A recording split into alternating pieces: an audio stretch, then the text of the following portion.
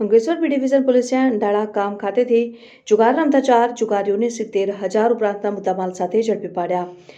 બનાવની પ્રાપ્ત વિગત અનુસાર Ankleshwar B division police prohibition તેમજ જુગાર જેવી અસામાજિક પ્રવૃત્તિઓ ડામવા પોલીસ મથક વિસ્તારમાં પેટ્રોલિંગમાં હાજર હતા। તે દરમિયાન બાતમીના આધારે માહિતી મળી હતી કે અંડાળા ગામે ખ્રિસ્તી ફળિયામાં ખુલ્લી જગ્યામાં 4 ઇસમો પત્તા પાના વડે હારજીતનો જુગાર રમી રહ્યા છે જેવી ચોક્કસ માહિતીના આધારે પોલીસે સ્થળ ઉપર દરોડા પાડ્યા હતા।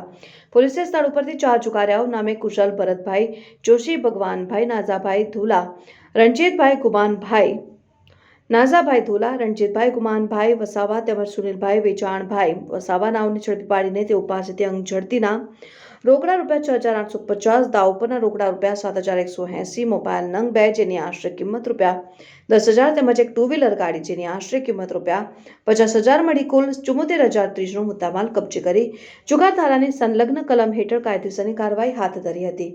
રિપોર્ટર અઝર પઠાણ, સત્ય ડે ન્યૂઝ, અંકલેશ્વર।